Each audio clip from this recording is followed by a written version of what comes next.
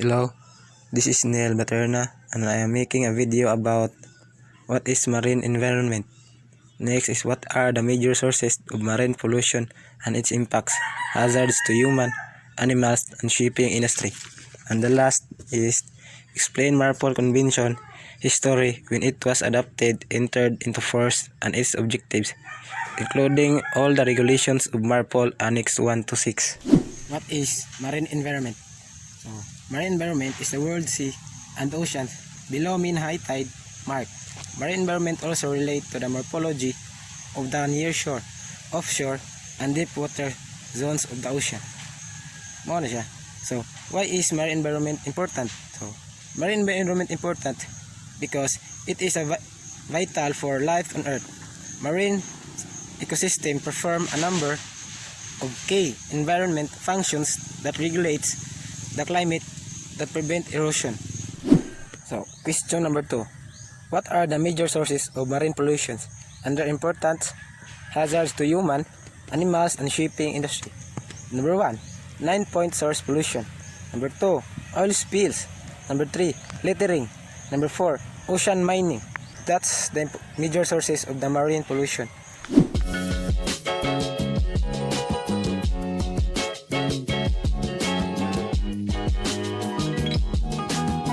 Nine-point source pollution. Mao ni siyang excess fertilizer, herbicides, and insecticides from agricultural and residential areas. Oil spills is to reduce a liquid petroleum hydrocarbon into the environment, especially the marine ecosystem.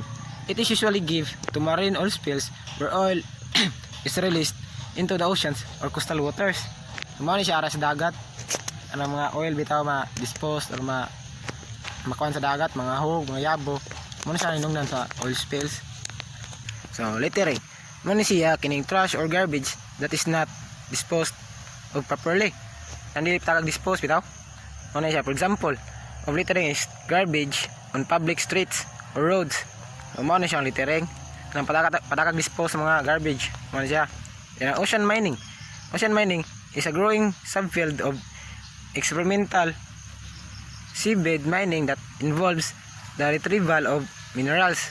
So why is ocean mining bad? Because it is scrapping of the ocean floor by machines can alter or destroy deep sea habitats. So is to leading to the loss of species and fragmentations or loss of ecosystem structures and functions. So mo na siyang ocean mining ng ara sa dagat, pag mining or pangwawa ng mga corals nana or something na mga varieties ilang pangwaon bitaw. So mo ni siyang ocean mining. So letter C. Question. Explain MARPOL Convention, history when it was adopted, entered into force, and its objectives, including all the regulations of MARPOL Annex 1 to 6. MARPOL Convention is the main international convention covering preventions of pollutions of the marine environment by ships from operational or accidental causes. It was adopted in 1973 to 1978 respectively. What is the objectives of the MARPOL 73-78 Convention? So, is to aim to minimize pollutions of the seas, including dumping, oil and exhaust pollution. So, it is stated objects that to preserve the marine environment through the harmful substances and minimizations of accidental discharge of such substances. The regulations of MARPOL Annex 1 to 6. So this annex was adopted on 6th of April 1986, which deals with the control and prevent pollutions due to the noxious liquid substances in bulk. Here are the Annex 1. Annex 1 is the first implementation that designed to minimize pollution of the seas from ships.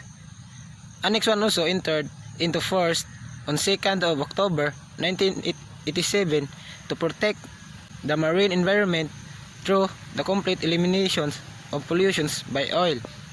So Annex 2. Annex 2 is the regulations for the controls of pollutions by noxious liquid substances in bulk. So the main principles of Annex 2 is to dilute or to weaken cargo reduced in seawater to prescribe limits depending on other pollution hazard. Ang Annex 3. So ang Annex 3 muna siya ang nag-represent or muna nag-require siya sa safety sa pagdala sa mga importanteng butang. So muna siya no, mabito na gikon na no. Annex 3 which came into force on 1st July of 1992 contains requirements for safe handling of packaged substances that represents a serious risk to the environment. So muna siya na nag-require siya sa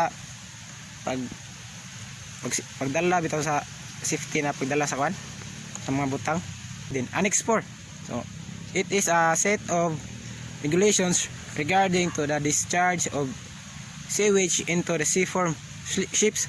So also mauni siya nag-require of requirements for survey and certifications. So prevention certificate shall be issued to a ship which is entitled to fly the flag of a state which is not a party. So there is Annex 4 muna siya nag-require din siya certificate para bitaw makalayag na bitaw kung sa saban nato. So entitled bitaw to fly or to ipakagawas ang flag of a state to a state which is not party. So muna siya na-require siya certificate. So Annex 5.